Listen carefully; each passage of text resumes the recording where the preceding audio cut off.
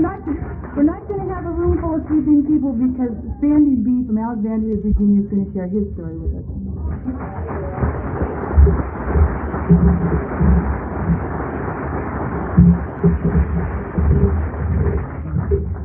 My name's Sandy Beach. I'm an alcoholic. Hi.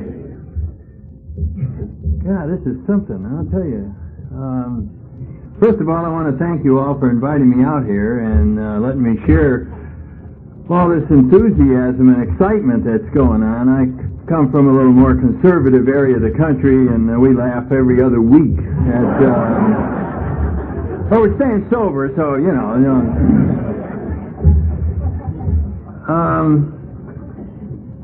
I came into AA in 1964, and I haven't been drunk since my first meeting, and I owe it all to not drinking. And I like to get that. Yay!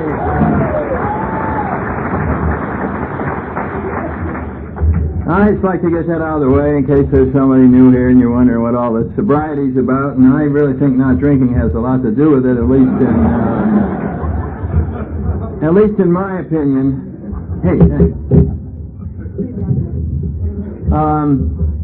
And I always assume that there may be someone in your first week or month or so in AA, and a lot of times I get rolling along, I'm talking about the steps or talking about a spiritual awakening or something like that, and you forget to mention this not drinking right off the bat. You know, as you get excited about talking about the program and this and that, and I really believe with when we're new and our brains are a little bit foggy, we might miss that part, and you're coming around and you're not getting any of the benefits of the program, and you keep getting drunk, and if that's happening, I would check your drinking. This is what I'd be going after as possibly the cause of a lot of these problems. I come from the East Coast, up in Connecticut, and was brought up there, very conservative parents, and I think as a youngster I was being taught to be a snob. That was sort of the thrust of my upbringing. My problem as a young kid was I was very nervous and insecure. And it's very difficult to pretend to be a snob when you are nervous and insecure. And the reason I mention that is that I really think that gave me a lot of good training in being an alcoholic. Because us alcoholics, as we get into our drinking and all that, really have to pretend to be what we're not, and have to pretend that we're not afraid, and have to pretend that we feel equal to other people. So I had a head start on a lot of people as far as I was concerned, and I always like in my story to go back to the childhood because I can't go back any further than that. If I could, I would, but that's where my memory stops.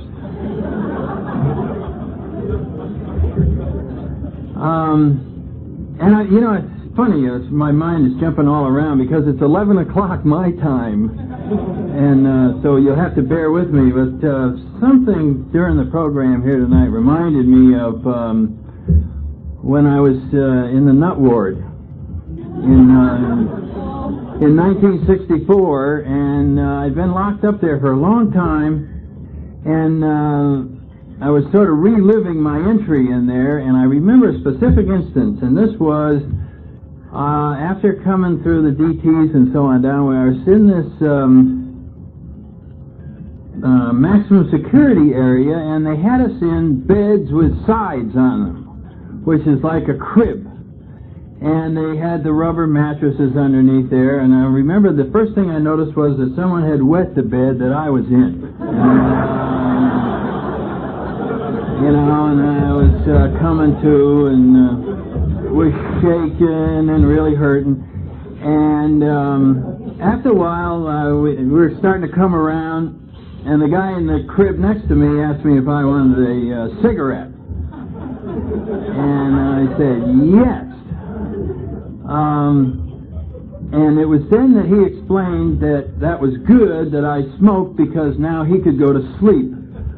Because there were no matches allowed back there, and no sharp objects. You guys, some of you have been back in there. You know what I'm talking about. There's no sharp objects, no razor blades, and all that. And what the object was to keep one guy awake at all times, keeping the cigarette going, because Otherwise, you might wait 3 or 4 hours for a corpsman to come back and give you a light. So there was 2 of us that could do our number back and forth with a cigarette there. But over in the other corner was a Navy commander, is all by himself in a crib. And when his cigarette would go out, or he'd go to sleep, his cigarette would fall on the floor or in the mattress or something like that. And then when he'd come to, he'd have to wait 2 or 3 hours. And I can remember sitting there a couple days later when my brain cleared up a little bit and I was suffering tremendous pain and all the withdrawal and all that, sitting in my crib looking over at this guy, smoking my cigarette and looking at him waiting for the corpsman to come in. And I said to myself, now there's a guy whose life is unmanageable. There's a guy. If I ever get that bad, I'm going to do something about my drinking and so on down. Now, I don't know why something that happened tonight reminded me of that, but I just wanted to make sure to share it. Just so you know how the old brain works and who you're dealing with up here. I have a lot of problem with priorities and getting things straightened out. Like I was saying, up in New England, as a little kid, I don't know where I got all these ideas. I don't know if any of you have ever thought back and wondered where we get all these ideas. They suddenly are in our heads and we're walking around going, people are mean. I mean, did you ever have that idea? Or the world is cruel. And I really believe that this is an essential part of the program. When they talk about old ideas availing us nothing, it's all of them. All of these values and ideas have to go, and or at least be reevaluated and re-examined, or we're going to continue to use faulty information. And I had a whole bunch of it, and I suppose I was sober a few years before I started really questioning the full impact of all of this bad information. I had a lot of stuff growing up. And somewhere along the line, I got the information that I wasn't as good as the next person, and that really I was sort of a unwanted little kid who was had a lot of problems, and he better not let anybody find out about them. And I don't know where I got that, but I had it. And this was not helped when around 6 or 7, I forget exactly when, I got marched into the Catholic Church. And I always like to share this. As a matter of fact, if I had to blame my alcoholism on anything, I would blame it on the Catholic Church, just because they're big and they got a lot of money. What do they care? They really don't care. And besides, I would like them to experience some of the guilt that I experienced all these years. And so I give it back to them. And so I'll tell you what my memories were of walking in there. I'm trying to give you that little skinny kid. He's really faints a lot, you know, that kind of kid. And I'm in there and they go, welcome, little boy. We're here to tell you about God. And you are in trouble. And that's the first thing you ought to learn about this. We're going to tell you all about the world and where you're going after you die, and you're not going to like it. And I just got into this thing, and so what I'm sharing with you is my spiritual foundation that I took through life with me, which was shaky, to say the least. And I figured the best I could hope for out of life was a draw. And I remember somewhere in there was a deal that if you could, somewhere in the service, they said, hey, we're going to all stop now and say a few prayers for those folks in purgatory. And that place really was my nightmare. I used to think about that a lot. Going to sleep at night was purgatory. And I wanted everyone to like me so that after I died, when they got to that spot, everybody would think of me. And they'd go, get him out of purgatory. That's the thing. So that's why I was pleasing people. And I didn't realize that until about last week.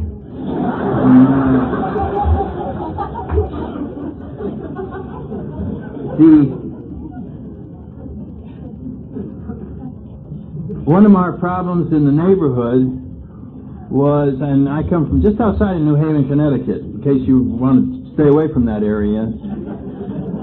One of the problems I had growing up, there was a lot of impure thoughts in my neighborhood, and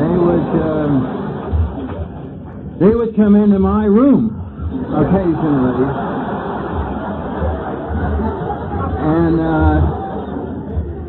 and those had to be confessed and cost they were racking up years in purgatory just about all this stuff. When I was 13, I figure I had around 85,000 years to do on stuff I just thought of doing. I hadn't even done anything yet, and I was just guilty. So now we had a nervous little kid who was pretending to be a snob who was guilty. And I would like to talk about guilt because if any of you have read that wonderful pamphlet, The Member's Eye View of Alcoholics Anonymous, my favorite pamphlet of all the ones that have been written, that author talks about guilt being the first one of our character defects to arrive, and very often is the last one to go in our sobriety. It takes years to get rid of that thing. I think it took me about 7 years to finally become officially unguilty and get the stamp off of my forehead. I thought I was born guilty, that I somehow could have spared my mother the pains of childbirth. I mean, that's how self-centered I think I was, and I just, I don't know if the doctors did it or what. They would just go down the line, hey, guilty, that one there, and, oh, another one, guilty. I'd hate to tell you what I thought they made that judgment on, but I'll save that for another talk. But I really felt that was what I had, was this guilt, that sense of guilt, and I used to use very circular logic in figuring out what that guilt was. And I would go through things like, well, that guilt must be caused by all of the things that make me feel guilty. And then I would say, yeah, but I'd like to get rid of this feeling. It's so uncomfortable. And then I would feel guilty about wanting to get rid of the guilt that I had. And I'd go, oh. And then I'd say, now what the problem is, I don't know what God's will is. And the reason I don't know it is because I'm guilty. Otherwise, I would have a clear picture with it. I'm trying to share the number I was doing on myself growing up. I know none of you ever did that. You probably had life figured out like I assumed everybody else did. And that was the thing that was strange about growing up. Whenever you could ask another kid, how's everything going, he'd say, fine. And I really believed that. I didn't think about the fact that that's what I told other people when they asked me. And I developed the concept that I was the one who was screwed up and everybody else was all right. And God forbid they should ever find out what's wrong inside here, that I was totally confused about life. It had me frightened. Felt, that any day the cat was going to be out of the bag. This kid should be dragged off. And so that was sort of where I was going as I moved on into high school. And, of course, that was very intimidating because there was a lot of people there. People bothered me. I did not like eyeballs looking at me. I just knew that somebody was going to sense the truth about this kid, that he was just really uptight all the time and just didn't have quite all the answers, but he was trying to pretend that he did, trying to act real cool, trying to be a natural leader. Turned out I was a natural-born follower rather than a natural-born leader. But I got to thinking about all of the natural-born leaders in the world would be nowhere without us natural-born followers to follow them. So we do serve a very useful purpose. And I like to do my own thing. I can remember that. The strange thing about doing my own thing, though, was that it was just the same as what everybody else was doing. I don't know if any of you got involved in that. When I was growing up, there would be a certain tie style that came in, or a crew cut. Or long hair. Then it was, I would think of it, and then all the rest of the kids would jump right on the bandwagon the week before I started doing it. And so I ended up going to university right in my hometown, and got there, still hadn't had a drink. Just felt that marvelous relationship with the world that I just described. And I got there, and boy, there's a lot of smart people there, and all of a sudden you were a small fish in a big pond, and it was kind of devastating, and I had more of this feeling of insecurity, and the world just was quite confusing to me. And I blame it on people like you, because you used to tell me that everything was fine. It was not until I got into AA and went to a bunch of open meetings and I started seeing all kinds of people get up here and they were sharing how screwed up everything was. And I suddenly realized that I had been put on all these years by the various people telling me that everything was all right. And as the years went by in AA, I suddenly came to the conclusion that I would rather be me than anyone else in the world. And this doesn't have anything to do with how good I feel about myself. It's how screwed up I realize all you are. And I've heard all these stories, and I just don't want to trade with anybody. It's not safe. And the other guy gets up here, oh, everything's good in my life. I go, keep it. Keep it.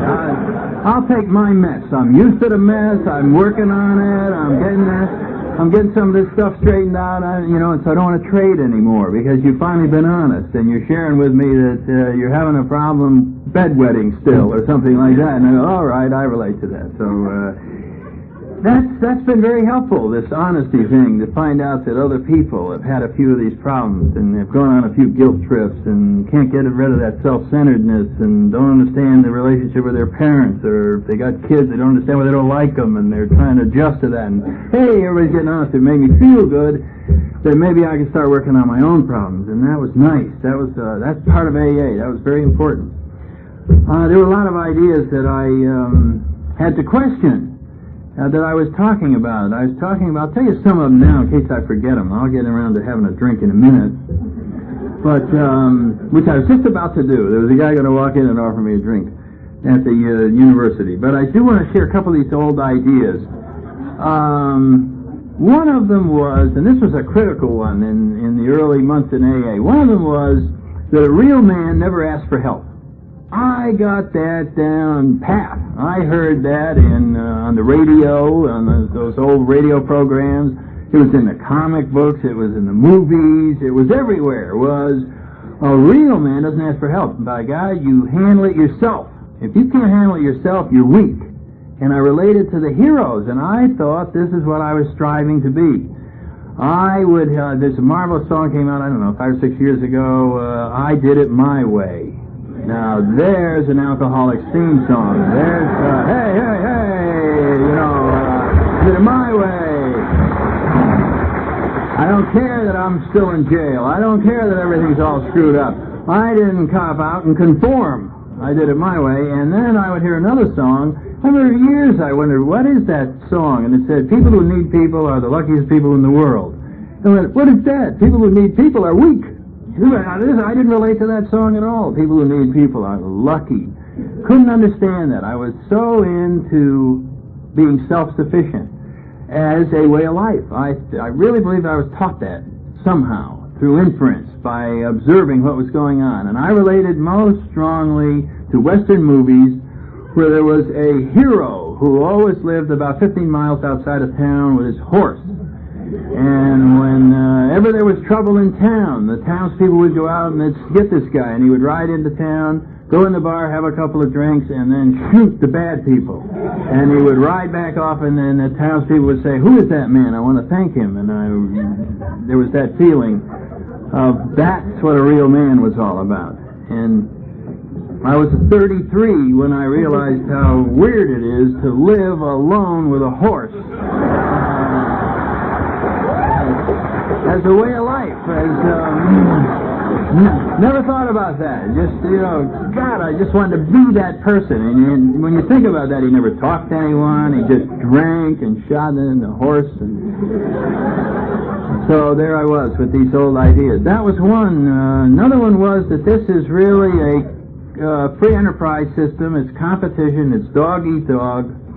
And you just really can't let your guard down. And you can't let people really know you, because if they find out your weakness, they will take advantage of it, and you'll be out of the system.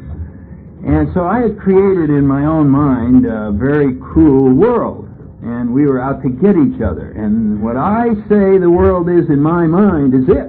I mean, and I say whatever you say in your mind is it.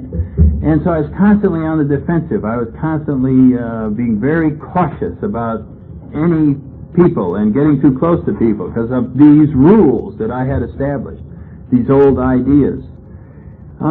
So with this sort of outlook on life, I would go to bed each night quite apprehensive. It was very difficult to go to sleep, be tossing and turning about, why, this is a rough place to live. I just can't stand this world. There's so much pressure in it. And it was under those conditions that I attended a party where there was some alcohol, and so there was the pressure to conform, and like I say, I had to fall right in.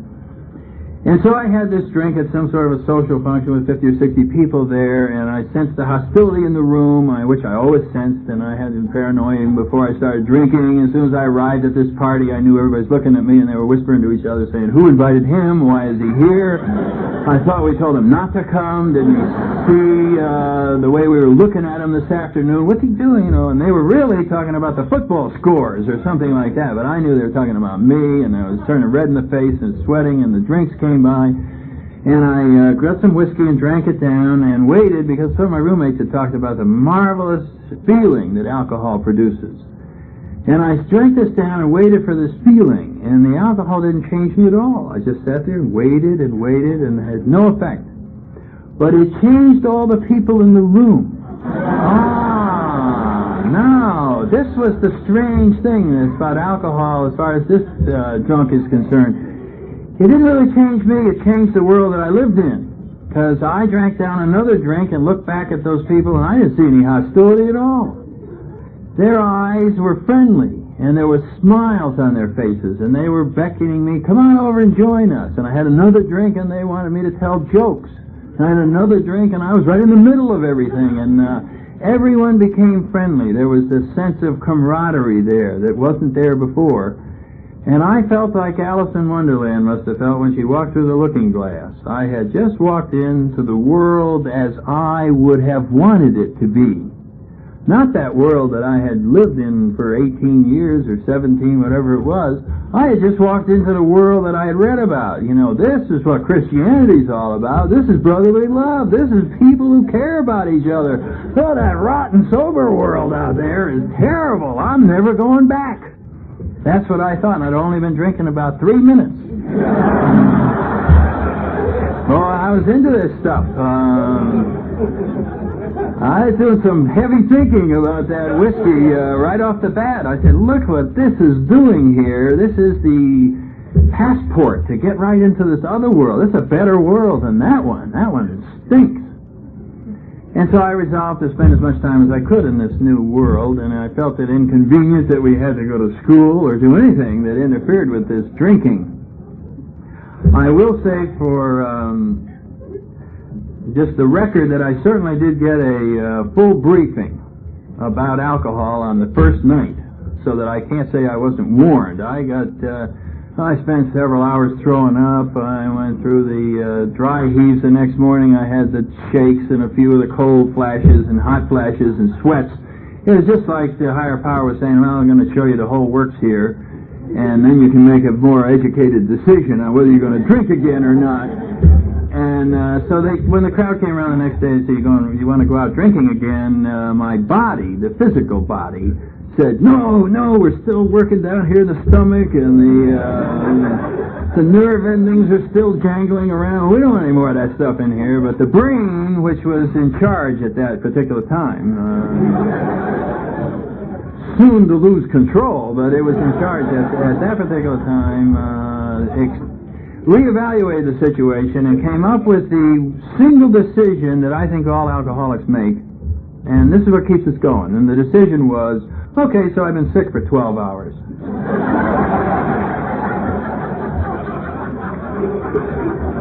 Okay, so I've never felt this sick in my whole life, and I'm really not sure if I'm ever going to get over it, but when you really stop and look at it, it's a small price to pay for the hour of fun I had last night. Right! And that was the decision. So that's called beginning rationalization. That's just the beginning. Then as the years go on, the hour gets shorter, the trouble gets worse, and we still come up with the same conclusion. And then as the years go on even further, we have to get our friends together the next day, because our blackouts have set in. We know the trouble we've been in, but we don't know the fun we've had. So we gather our friends around and we ask them to recreate the evening, and they do. And then I say, well, in your opinion, I had a good time, and they said, yes. And I said, thank God I paid a hell of a price for that good time. So now we're getting into advanced rationalization. I'm balancing the equation with a rumor.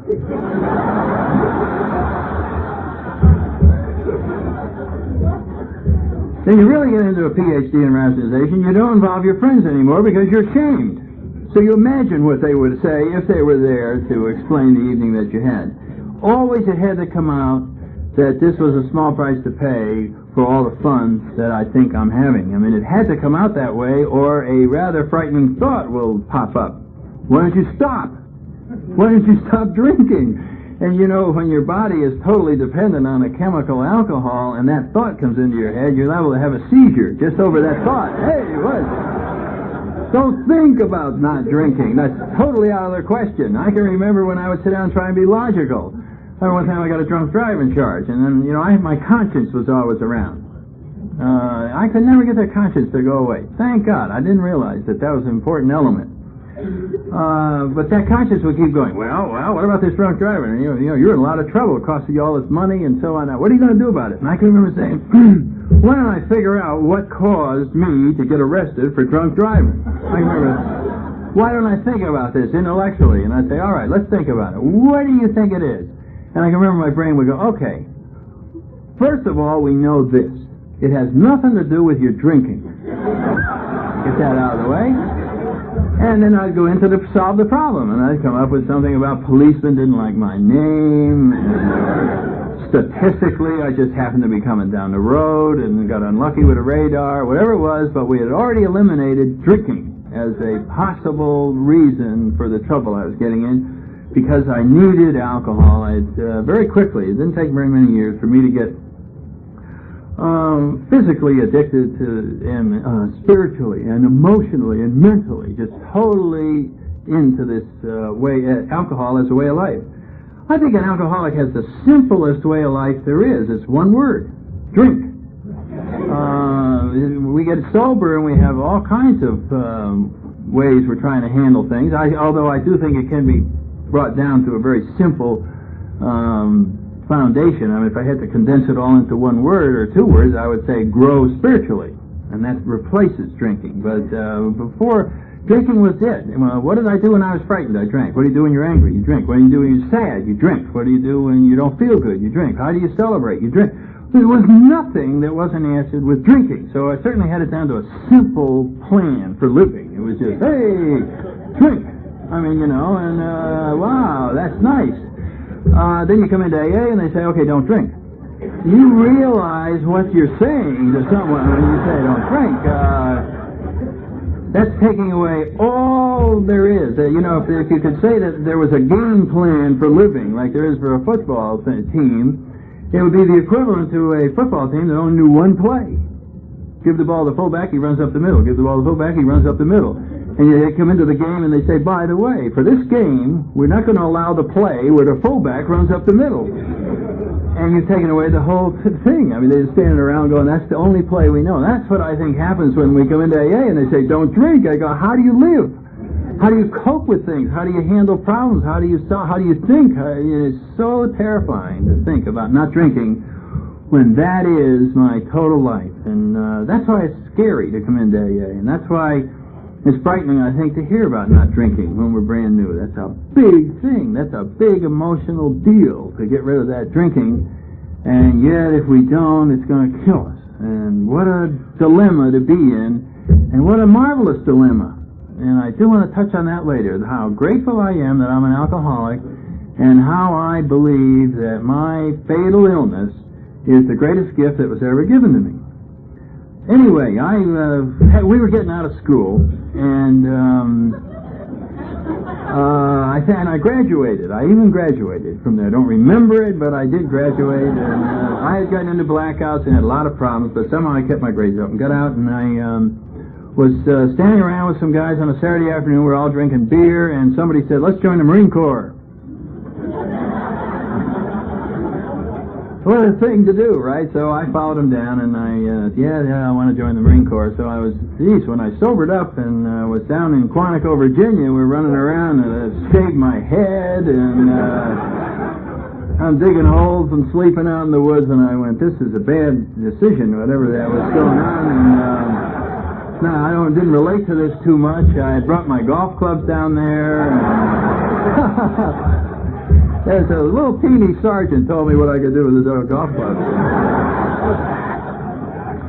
So So I didn't like this at all. I could see this as a bad deal, and I saw a movie about flying, and so I ran in and told them all about how I wanted to be a pilot.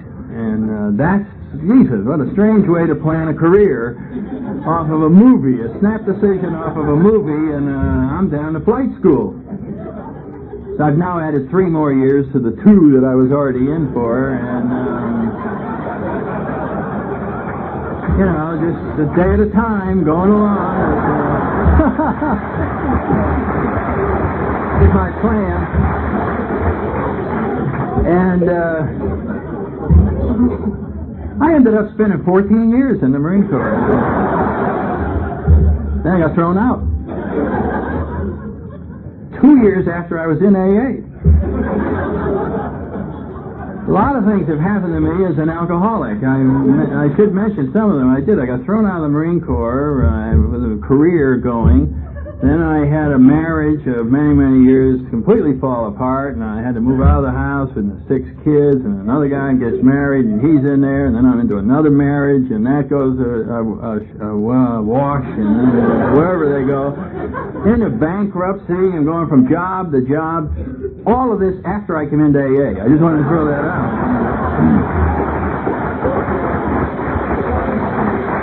So, I don't have much sympathy for my pigeons that tell me that sobriety is rough. I go, no, you're wrong. It's not that bad.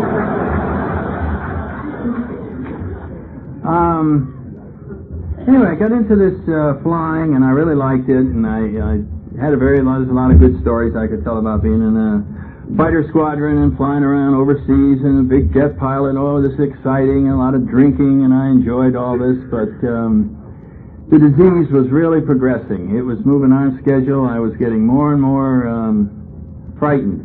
I would have to set higher and higher goals. I don't know if any of you ever did this. I would say, if only I were a jet pilot flying off a carrier, I would be somebody. And then as soon as I was a jet pilot flying off a carrier, I would say to myself, you know, they don't make jet pilots flying off carriers like they used to. It's kind of like whoever it was, Groucho Marx or whatever it is, I wouldn't join a club that would have me as a member. You know, that once I got there, the whole issue was degraded and lowered, and that was that marvelous self-opinion that I had. So there were several years that I went around, I was fine, didn't have any accidents, really didn't get in too much trouble, but the disease was progressing. I was getting more and more frightened about just the day-to-day living. And I never could share any of this with anybody. I think that's one of the other AAs of being an alcoholic, is all alone.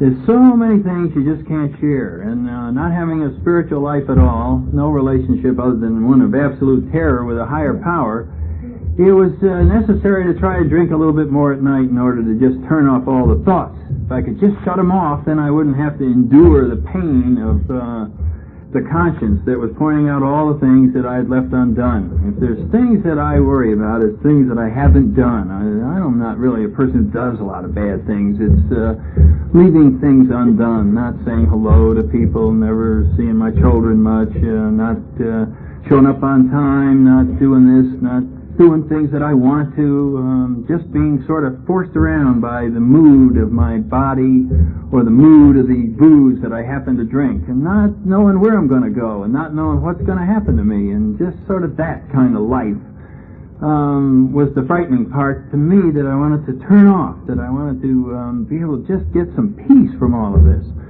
And drinking was a way to do that. I could drink enough at night to finally quiet all this noise down and go to sleep.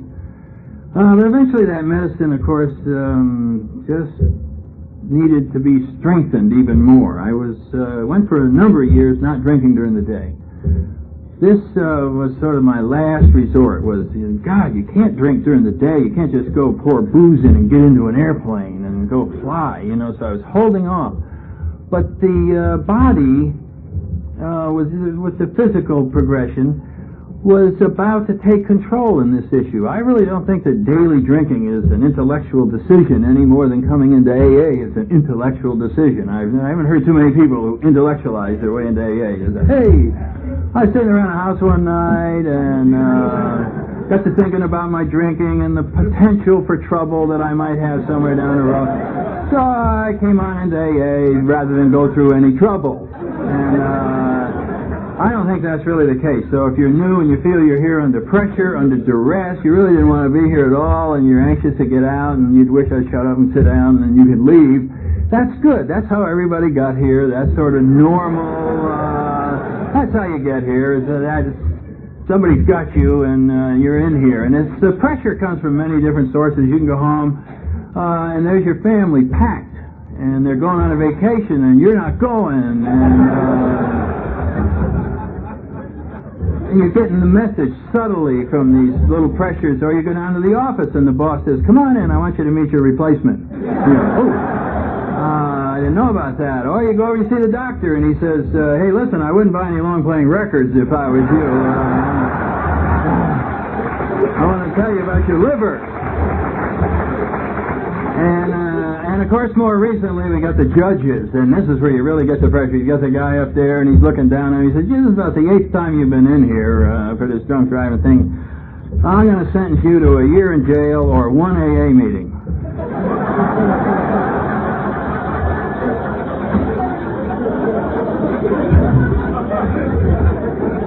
And the guy's standing out there going, "Boy, you really know how to hurt a guy."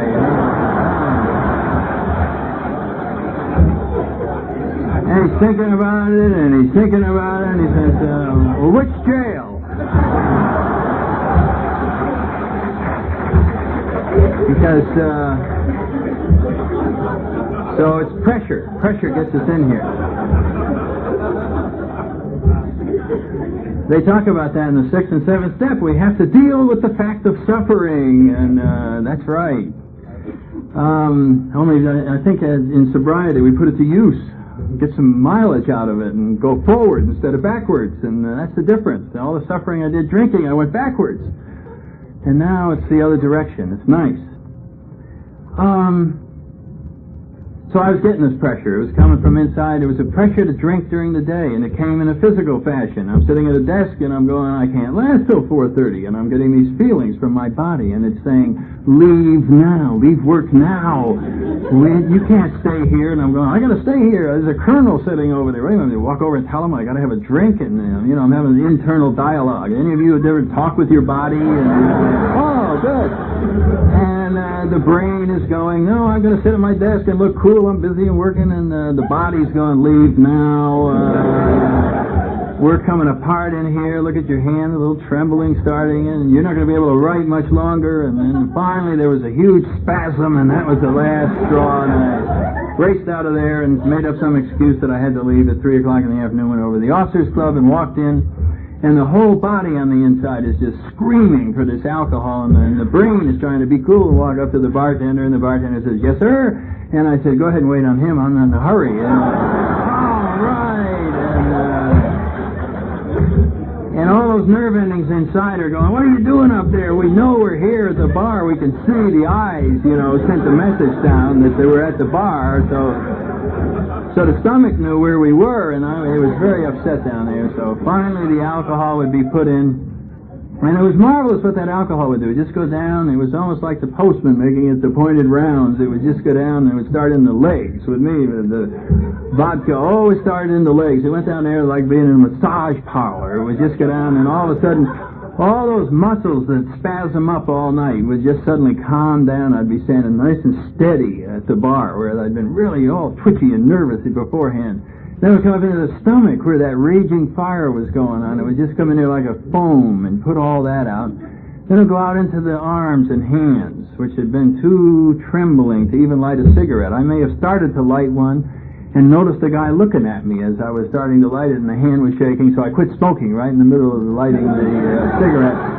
But then after this vodka went out into those fingertips, I could suddenly feel how steady they were. I took up smoking again. And then I would look the guy right in the eyes as I brought the match in very, very slowly and said, "Hey, I don't have a problem with shaking. I don't have any of those problems." And then the last thing that would happen, it would come up into the brain, which was so confused and so nervous, couldn't make a decision which way to go, what to do, and it was just almost like an act of God as that vodka would come into the brain. It was just a hand that just went, "Peace." And it was that high. And I had once again changed the world that I lived in. I suddenly would be standing there going, I wonder why I was so nervous when I came in here. The goddamn job I have down there, the pressures of being in a squadron and all these potential problems and so on. Isn't it lucky that I have alcohol as a friend to solve these problems? And little did I know that this was the cause of all of them, that alcohol was truly the cause of all these problems, that it was adding an impossible barrier to my solving any of these problems. I feel very fortunate that my body gave out before the brain went all the way. As you can see, there's been some residual damage up there. But if I don't drink, I fool people all the time. I have a very nice job now up on Capitol Hill, and I wander around just like they don't know who the hell they're dealing with, you know, that this guy came out of a nut ward or something. I'm just in there, and they go, yes, sir, good morning, and all that. It's really fun to be, you know, just hi, and what do they know? If I don't have a drink, I can probably keep it up for years, and they'll never know what's going on, so...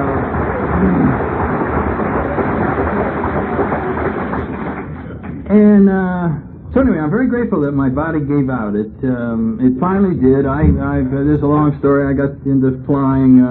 Boy, that was bad. The last 6 months of the flying, I was having withdrawals and all kinds of vision problems and heart palpitations and sweats and just awful. And I really didn't want to fly with me. Fly with you. I didn't want to fly with me. And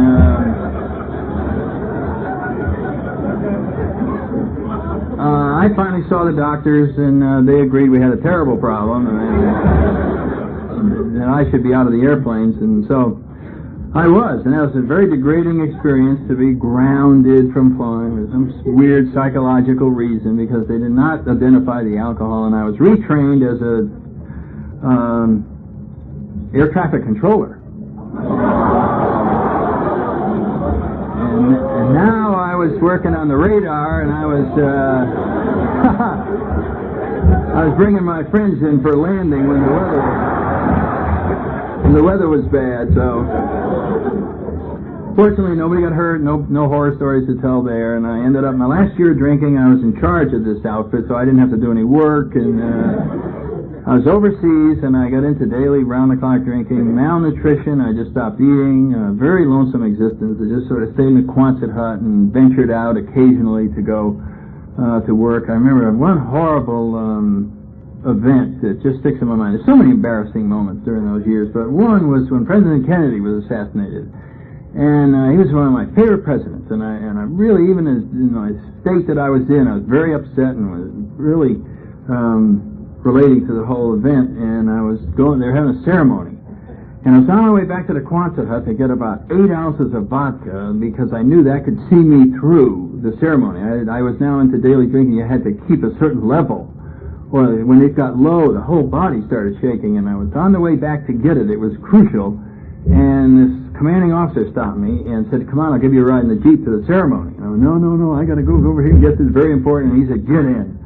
And I was at the thing unarmed, so to speak, and I was standing there, and I was already shaking, and now this thing lasted like 2 hours. And the more it went on and on, the more that alcohol level got down, it got lower and lower, the more I was shaking and sweating and turning unarmed, so to speak, and I was standing there, and I was already shaking, and now this thing lasted like 2 hours. And the more it went on and on, the more that alcohol level got down, it got lower and lower, the more I was shaking and sweating and turning red, and I felt every eyeball in the hangar was looking at me. And it finally came to the end, they were playing Star Spangled Banner, and I knew my arm by this time was spasming all over the place, and I was confronted with the horrible decision of, are you going to salute and have everyone look at that arm just jerking all over the place? Or are you not going to salute and have everybody say, what's wrong with that guy? He's standing there, the President Kennedy's ceremony, and he's not raising his hand. I mean, you talk about no choice, you know, who do you want to kill, your mother or your father? It was that kind of a situation. I chose not to bring my arm up, and I could hear people talking, what's the matter with him, and all that, and I just wanted to melt, wanted to disappear and go away. I think it took a year to get over the internal embarrassment of that one little incident, and there must have been hundreds of those that happened to every alcoholic, where you just go, mortified. You talk about being humiliated and just going, why do I have to be in a situation like this? Didn't know how to get out of it. How do I get out of this? No way to share it with anybody. I never even broached the subject. I just went away and got drunk. And that was it, you know. So that was where it was kind of going. When I got made it through that year and with the malnutrition, I was just barely surviving, and got back to Quantico, Virginia, and was sent up. Had a convulsion in school, and that got me into the mental hospital. They figured out what caused the convulsion, and then I went to DTs, and that explained what caused the convulsion, and that's where I ended up in the nut ward. And I was there for 6 months. In there, and I guess somewhere during that time AA came in and they marched us all to a meeting, and that's how I got to a meeting. As Corman came in, he said, all you drunks fall in, right face, and I'm at a meeting, and I didn't like being at the meeting, I didn't relate to what was going on, but I found out about AA. I did drink one more time for about 3 days when I was an outpatient, bringing the booze back in, and all of a sudden it was totally out of control, and I dialed operator one weekend, and said, I need help, and a great big Marine showed up at my house, and he stormed in. He said, hello, my name is Bill. This is a 12-step call. I talk, you listen. And there it was. And then he ran around, he looked in the back of the toilet and found the vodka. Hey.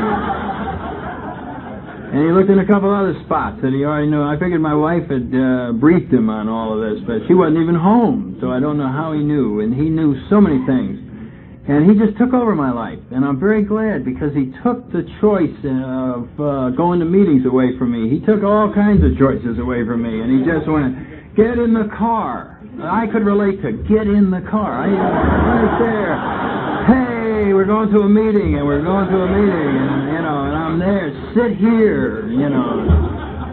And that's the way it was. And then we'd go home, and he'd say, don't you drink, and I'll be back tomorrow night at 7:30. And I would go, I better not drink. That guy's big, and he's mean. And I needed a drink, but I didn't need him to see me drinking. And so I stayed sober, I guess, for a month out of fear of sponsor. Hey.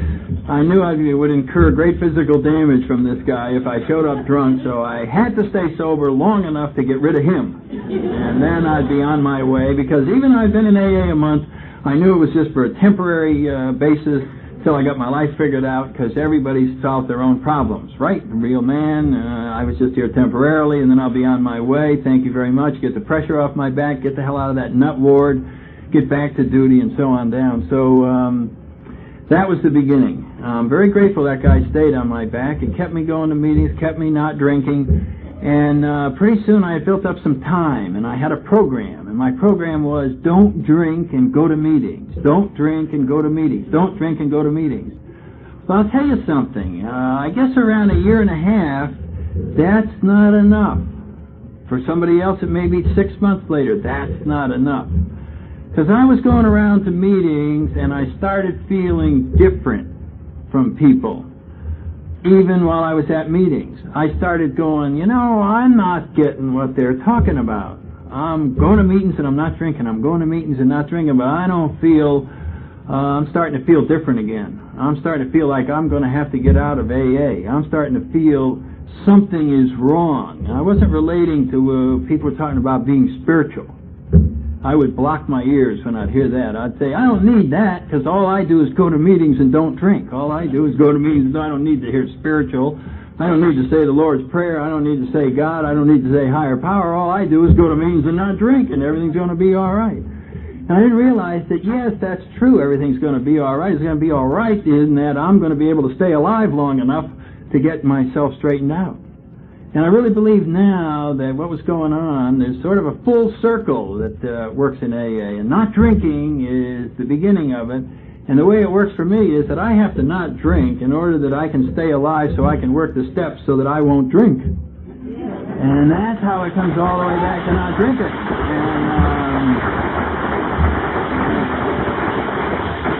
And what I was doing is I was sitting on a time bomb. I was sitting on how long can you hold your breath kind of a situation. I was just testing my ability to stay sober without changing. And I think everybody's just got a certain amount you can be stretched, and then you're going to have to go one way or the other. You're going to have to get into AA, or you're going to have to leave. You're going to have to take some of the steps or go away. There's that moment, and it's kind of like having one foot on the shore and one foot in the boat, and the boat's going out, and you're going, I'm not sure if I want to go with there or I want to stay here. Are you really in AA? I'm making my mind up, man. So you better make it up soon, because you're going to fall in the water. And there's that, that's where I was, and I had to make a jump one way or the other.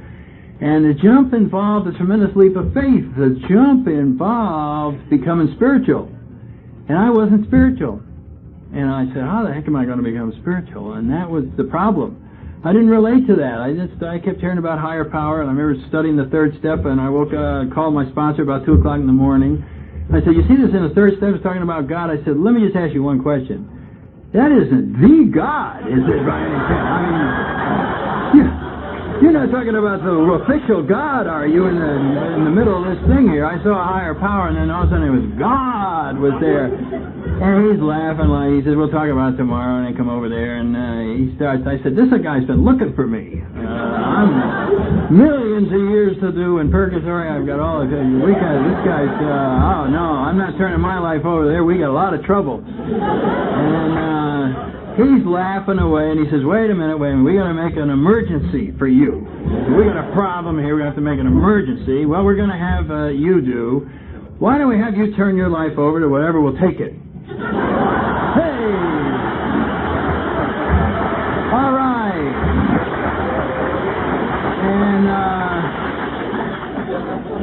And if we do that, we'll have a miracle. And I went, okay, I like the miracle. And you know what he said the miracle was? He says, the miracle will be that your life will no longer be in the hands of an idiot. We could go out here in the street and stop the first truck driver coming down and have him run your life for the next year, and it'll be better off than if you keep running it.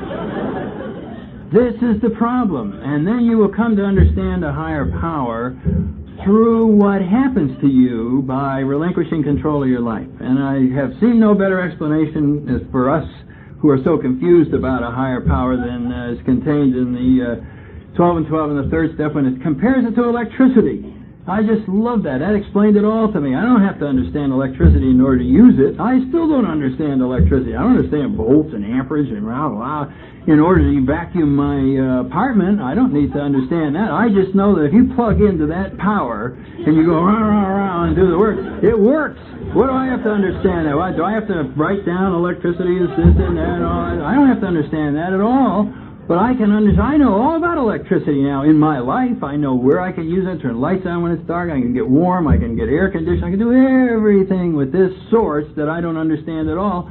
And that's exactly the way I feel about a higher power now, is simply I understand the difference that took place in my life as a result of trying to turn my life over to this, of trying this unidentified, as far as I'm concerned, source. I don't understand it still, other than what the results are.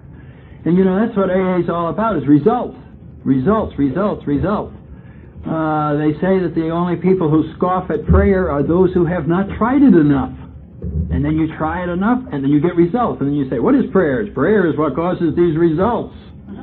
That's what spirituality was.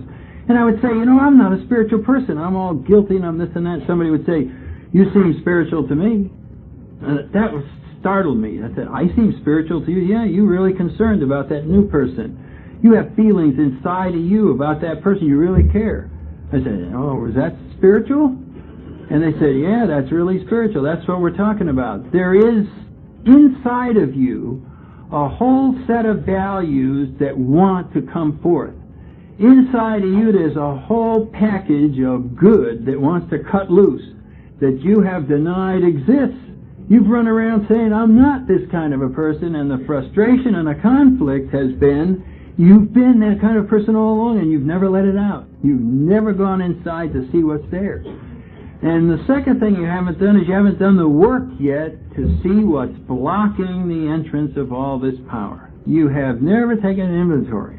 You've never gone in there to see what are all these old ideas, what are these personality traits that cause you to mess up interpersonal relationships on a day-by-day basis. What is it that causes all your fears? What are all of your problems that you would like vaguely removed?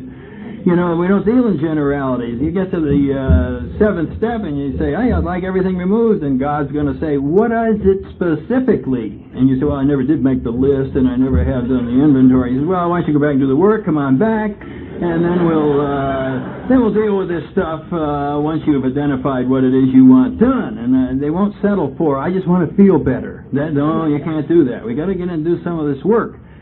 And that's where the education comes in. I think Alcoholics Anonymous is one of the higher education levels you can come to. This is beyond a PhD in self-knowledge here in AA.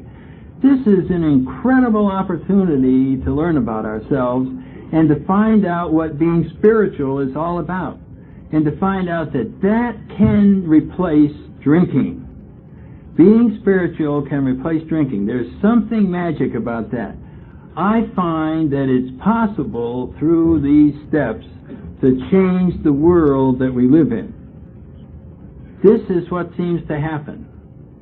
By a simple process of taking an inventory, of bouncing it off somebody else to make sure we're honest, of trying to achieve some measure of humility, to even get a definition of that particular word, and to even seek it as a goal, to try and become more humble and in an eager looking for the will of a higher power, because it's the best deal I can get. That's the best deal that I can get. It's better than anything I can think of for myself. How many times I'm into a job now I never knew existed, so I wouldn't have known to even ask for it. And it's only in retrospect that I find out it was the best thing that ever could have happened. I was sober 2 years and I got thrown out of the Marine Corps. And you want to see a guy get into a self-pity bag. Hey, what's going on? I'm going to a meeting every night and I'm out. My past caught up to me. I didn't get promoted, and I'll never forget that. I was sitting around in a house and I was looking for a job, and I got all these kids and I can't get a good job, and I'm resenting and run out of money. And I'm sitting there doing a number on myself, and I remember reading a newspaper, and it was Washington Post, and there's a little article back on page 6, and it was talking about a plane crash in which all these Marine officers were killed, and they were all on this instruction team that I was on. And if I had been promoted, I would have still had that same job. And so I read that, and I knew that God knew that I just read that. And I knew that He knew what I had just been thinking before I read it. And I was trapped. And I started sweating, and I made believe I didn't read it, and I was and I knew He had me, you know. I was going, hey. All of a sudden He said, now do you understand, you know? Now do you see what happened? Now do you see the big picture? Now do you understand that maybe I know more about the world than you do, and that you could trust me, and that what apparently is a setback today may be necessary in my big plan for you? Do you understand? You get a picture? And I remember I really felt about that small, and I started mumbling about I really like civilian life, and I really didn't like those uniforms, and I really, you know, so it was a little lesson. It was a little lesson, but it's a more, you know, the reason I learned that lesson is because I wasn't drinking. You know, I never would have read the paper when I was drinking. I would have missed it, all of those little things. And I think the same thing was happening when I was drinking. Only I never could put the answers together. I could never see this little setback was a necessary thing to here and there. There's no awareness. There's no putting things together. When we're drinking, we're just reacting to the chemical. Oh, I'm running out of time and energy, so I got to get here and just finish off on these steps. I do like to just share a couple thoughts about them for those of you that are new, that you're going to get into these things. They're the most exciting part of the AA program, are these principles that we can come to love. And, you know, the book, The 12 Steps and 12 Traditions, is I'm just pitching it for myself. It's my favorite stuff to read, so I'm just throwing that out. And it's written by the same people that wrote the big book, only they had 13 more years sobriety.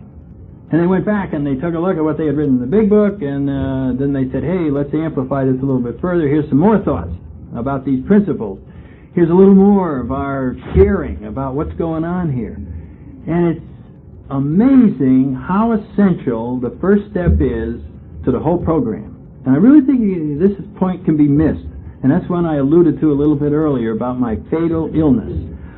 I don't think it's possible to go through steps 2 through 12 unless you believe step 1. Because who is going to become rigorously honest? Who is going to take a big inventory and share with another person, go out and make amends and get into prayer and meditation, unless they think it's an emergency?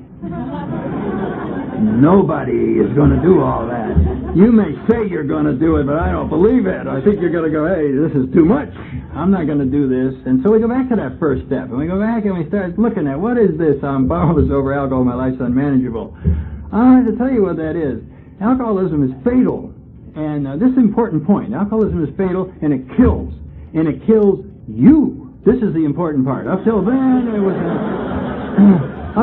an academic subject. We're studying alcoholism. It's fatal. All right. To some people, but your alcoholism is fatal to you. And that's where you got to get in there. That gets our attention. Hey, you're going to die. Now we're getting the message of the first step. That discussion in there talks about how at the end of a full study of our powerlessness, we may become as willing to listen as only the dying can become. And that's how willing we can become. And then everything makes sense. Everything makes sense then. I think it's very similar to if I were still flying and I was in my little fighter and I was at 60,000 feet and all of a sudden the thing started blowing up and I ejected. And I went sailing out and my chute stayed in the plane.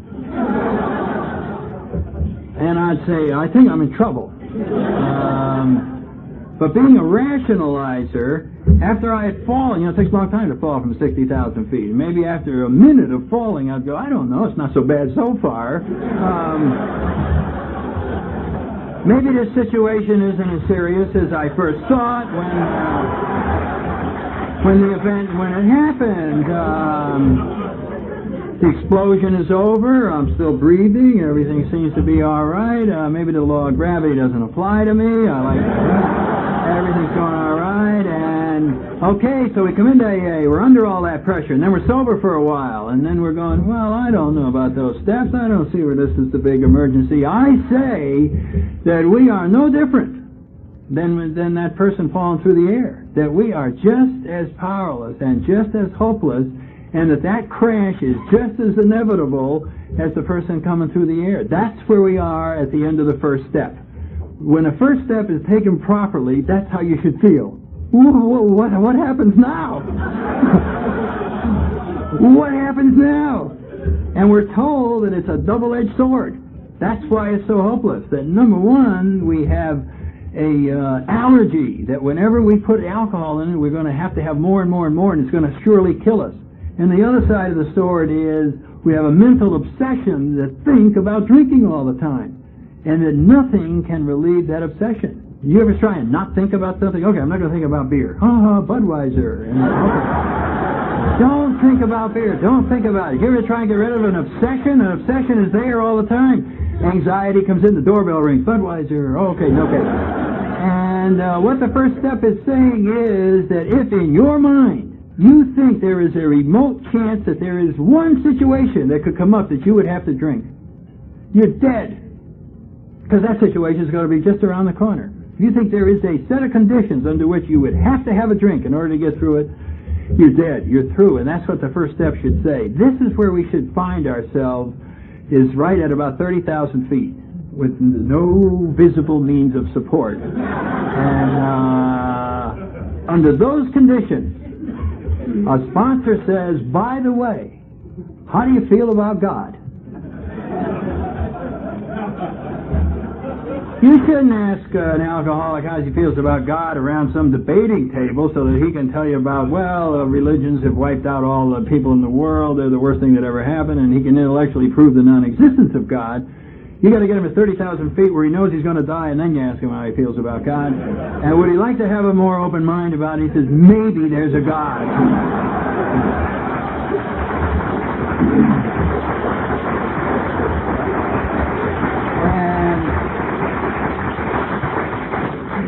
And it turns out the reason there's a God is because there has to be one. And when there has to be one, there is. So go back to the first step, and then you'll get spiritual as hell. And then the rest of the program seems to flourish and seems to go on. And I say, anytime you're on the fourth step, I got to that first step, my sponsor said, just picture the guy with a .45 caliber pistol right at the back of your head, and he's got the hammer cocked, and that's your alcoholism. And anytime you get there, the fourth step, you say, you got to take a searching and fearless moment. I'm not going to take an inventory. The guy there, you're going to die. Well, I'll take a little inventory. A little inventory, I guess I could do that much. Make a list of all the people. I gotta make a list. Oh, well, I'll make a little list. And, all the way through, we have that. And what happens as a result of that pistol being at the back of my head, I'll tell you what happens. I went to places inside of me that I never would have gone on my own. I went into the spiritual valley. I went into that realm because there was a gun at my head. I did not go there through choice. There's a wonderful little sentence in there. We seem to settle for as much perfection as will get us by. You know, and I think that's in the 7th step. And that's us. That's human nature. Why should I become a saint? Why not? You know, why not try? Why not shoot for perfection? That's a goal.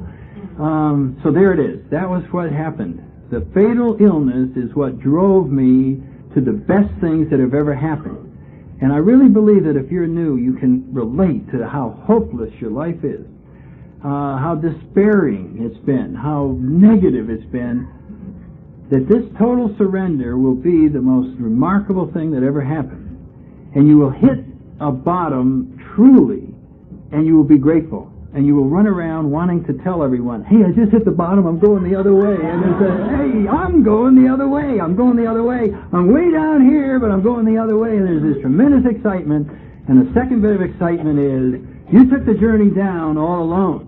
That was the most lonesome journey I think a person can take. And now you're going back up, and you're seeing people stick their hands out. And they grab, and they say, oh yes, I went through those rough waters myself. Let me drag you.